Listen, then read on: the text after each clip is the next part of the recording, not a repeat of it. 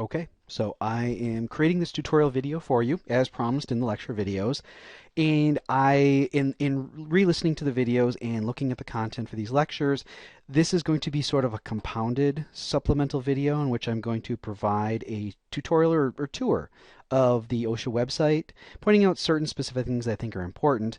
And then we're going to look at the OSHA Act and we're going to look at the Field Operations Manual. Without further ado, I'm going to get rid of this, and we're at the OSHA website now. So some of the things we want to look at right away is we've got the tabs right along here. We've got the search bar up here. So if you want information about workers rights, you can click on here, workers rights, regulations, and we will be spending time here. In the 10th lecture supplemental video, I will come in here and show you, we can look at the 1910 standards, or we can look at all the standards. So we can look at procedure for state agreements, state plans. All this stuff is here, and we'll come back for that. Enforcement. Get information about enforcement, all kinds of handouts you can use. This is great information. It just takes a while to get through it. Data and statistics. I've actually provided you some of the information from here. We can look up establishments. So in lecture, I believe 9, when we get into citations, I am going to come here and show you how to use this. Got some stuff on training materials. I use this sometimes, but I also use Google and put in a topic and then finish it with PPT in caps in order to get presentation materials. Here's their publications, if it comes up. They're alphabetical, so you got to do a search for this. Newsroom has updated stuff. I'm going to close that, excuse me. Small business information is here, and anti-retaliation is here, or whistleblower. So what I'd like to do is first, what we talked about in lecture 6 is the OSH Act. So I'm going to go up to the search and put OSH Act.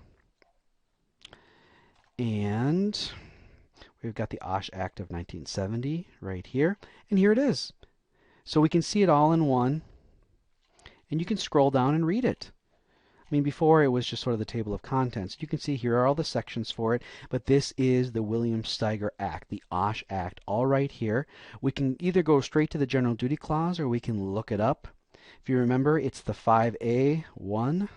5A1, each employer shall furnish to each of his employees employment and a place of employment which are free from recognized hazards that are causing or likely to cause death or serious physical harm to his employees.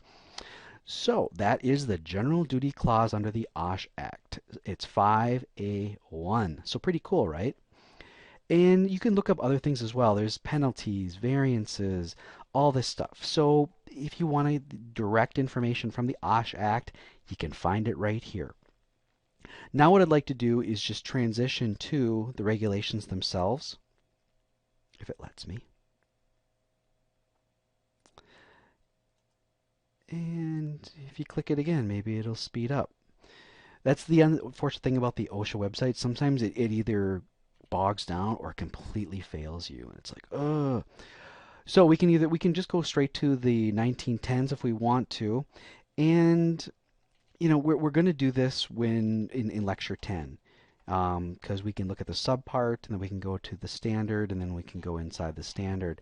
But if I go to all, then I can look at 1902, 1903, inspection, citations, proposed penalties, state plans, record and record keeping, rules of practice, consultation agreements, and then 1910 is here. So they take the act and they expand it to all these different things. And we, in lecture 7, correct, are going to talk about state plans. And as you can see here, it talks about guidelines and hearings. I mean, they have to apply in order to become a state program. And it's got all the specifics here. So you can look at it there. 1903 has inspections and citations, proposed penalties, and we're going to be talking about this. And so, entry without a search warrant, conduct inspections, imminent dangers, um, posting citations. It's all right here under 1903, and we're going to be talking about this in, I believe, lecture 9. 9 we'll talk about citations, but we'll talk about inspections in lecture 8, and lecture 7 is just the OSHA administration, and a lot of it's here. But one thing I want to show you right away is and I'm providing you with a copy of it, but this is how you can find it. Field Operations Manual. This is the document that all compliance officers have. And when I was, when I was a co-show, there really wasn't, I'm going to download it because then you can play with it more. So here it is. I don't know if you can see it all on your screen because I'm only recording part of my screen. So this is the OSHA's Field Operations Manual. It is 318 pages, if I'm not mistaken, or it's Compliance Directive 02-00-148. And everything is here. As a compliance officer, this is what I would use. And there is so much information here. I mean, you want to be a hero at your company? Download this and take some time to look through it because pretty much everything is here. I'm just going to get to the table of contents. So look, it's got all the information that you saw when I was just looking at the standards are here as well. And now it's in PDF form versus online form. Got definitions, terminology, area office responsibilities, OSHA cooperative programs, enforcement program scheduling, unprogrammed activity, programmed inspections. We've got national emphasis programs. That's going to come important later in the semester. Local emphasis programs, inspection procedures is here. Inspection scope, conducting an inspection, opening conference, review of records, walk-around inspections. I may be going really quick, but this is all for you to take a look at. Closing conference, special inspection procedures, basis for violations, serious violations, general duty requirements, and on and on and on. It's all here. And like I said, when I was a compliance officer, we called this the desktop. And the desktop was something we referred to whenever we were preparing to go on an inspection. When we were preparing our report for the area office, because the area office director is the one who actually assigns the citations. It doesn't come directly from the COSHO. And we use this extensively. And if I was going to do some sort of special inspection, I could look up the compliance directive on it and just basically follow it step by step, and knowing where to collect information, how to collect information, what standards applied to it. But it was all paper version. It wasn't this beautiful PDF or online, so you can look things up. And so you see, we're getting into abatements, and this is such a great document.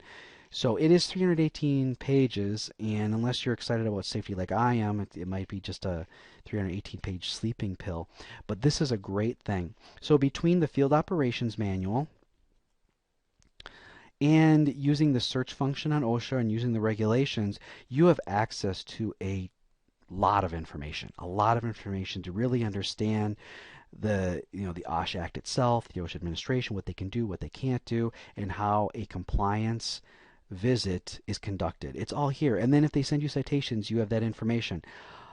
So I do want you to come here and look up a few things, but in a future demonstration video, we're going to get more into the citations themselves and how to look up information about enforcement. So email me if you have questions, but use the study sheets to help you.